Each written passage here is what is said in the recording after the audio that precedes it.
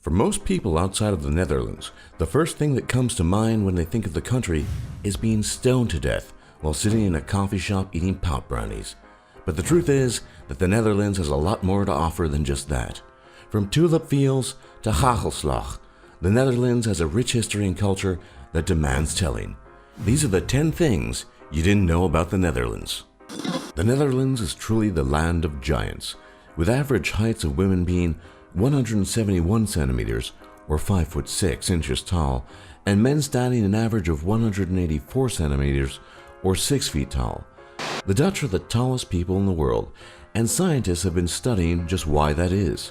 One thing that is interesting is that the Dutch experienced a total gain of 20 centimeters or 8 inches in the last 150 years, compared to 6 centimeters for Americans or 2.3 inches. And the stunning fact is that prior to this growth spurt, Americans were actually taller. There have been many theories as to why this is the case, but most scientists posit natural selection as the reason, which explained simply means naturally tall people seeking out other naturally tall people and having many offspring with them leads to offspring that are tall. Over time, the majority of Dutch people then became taller than most people because that is the overwhelming genetic trend. Interestingly enough, this is leading to Dutch people asking for more legroom on planes and greater door heights to complement their gigantic stature. Everyone talks about how harsh the German language sounds, but it really doesn't hold a candle to Dutch in that department. Most people have never been exposed to the Dutch language, so they don't really know what it sounds like. But the truth is, if you're not Dutch and you have a sore throat, you might want to stay away from those Dutch lessons, at least until you've recovered. And even if you don't know the languages, you can hear the difference. Compare these examples in German and Dutch in a sentence meaning, good afternoon, how are you doing? First the German, guten Tag, wie geht es Ihnen? With the Dutch, goedendag, hoe gaat het met u? You see, the G in Dutch is pronounced ch, and Dutch has lots of chs.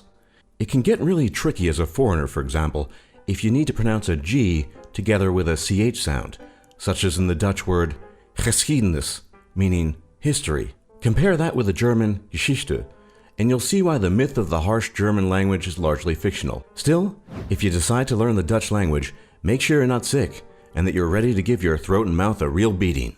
The Dutch language has real flavor, which is why when the Dutch swear, they do it with style.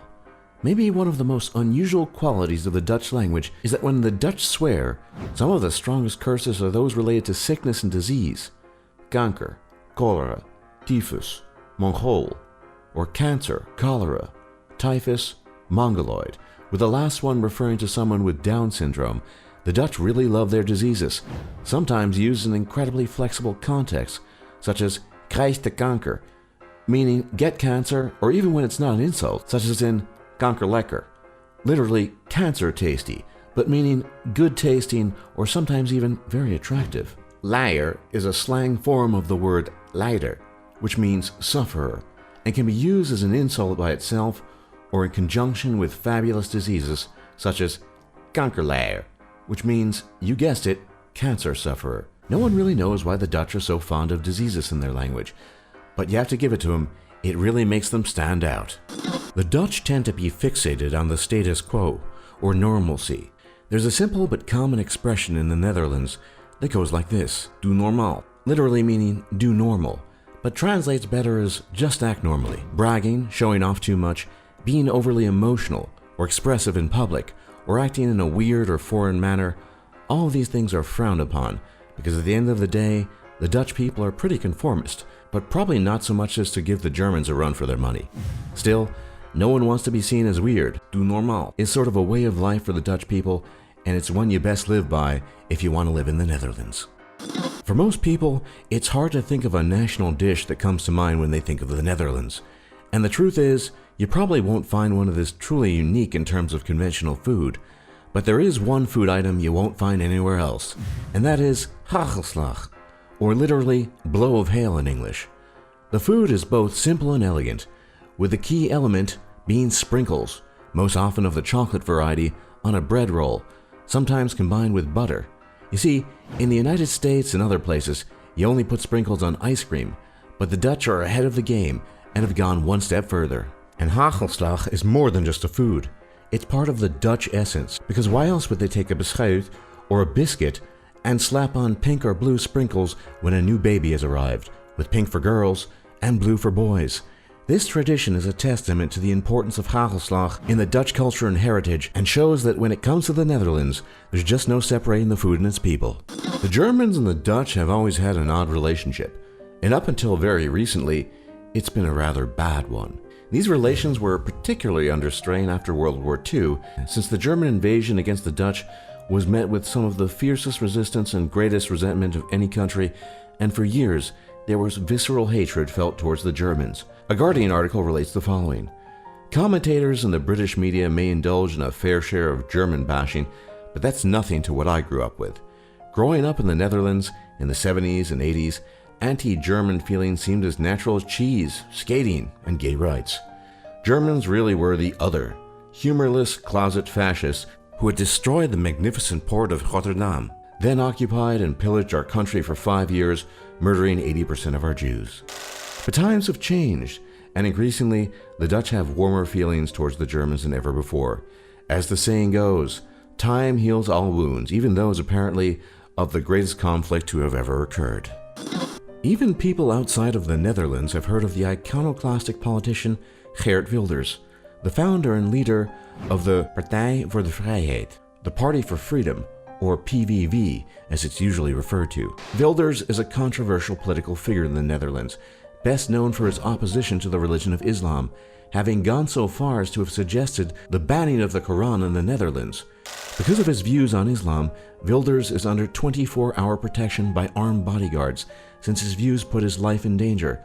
Some of his proposals have included, but are not limited to, placing a 5-year moratorium on the immigration of any non-Western foreigner, and replacing Article 1 of the Dutch Constitution guaranteeing equality under the law to one stressing the cultural dominance of Christian and humanist culture. Dutch people tend to have mixed feelings about Wilders, because apart from his views on Islam in Europe, not much else stands out about him, except for his platinum blonde dyed slick back hair maybe.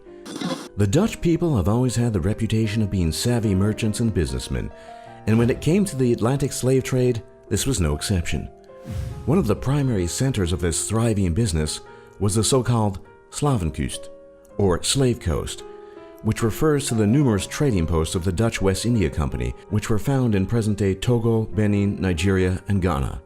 The main purpose of these outposts was to supply African slaves to the plantation colonies in the Americas. Fortunately, slavery was officially abolished in 1863 in the Netherlands, and with it went the country's participation in the Atlantic slave trade.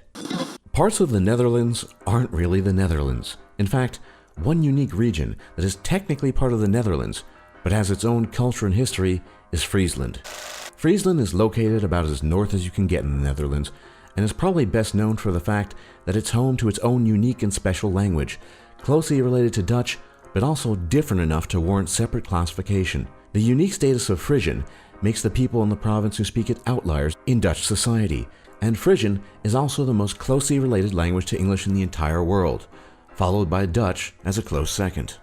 Usually everyone thinks of the Portuguese or the Spanish when it comes to exploration of the world's oceans and discovering new lands. But depending on how you measure it, the Dutch may have been the greatest explorers ever. Master shipbuilders and cartographers, the Dutch managed to be the first Europeans to discover such far-flung places as Svalbard, Australia, New Zealand, Tonga, Sakhalin, and Easter Island. In fact, the Dutch were successful in almost mapping out 3/4 of the entire Australian coastline, though traditionally the first European explorers of Australia are thought to be the English. Say what you want, but the legacy of this pioneering spirit lives on in the Dutch people today, and makes this small nation the amazing country it is. For more top lists like this, be sure to leave a like and subscribe if you haven't already. And don't forget to check out our other videos. And we'll see you all next time.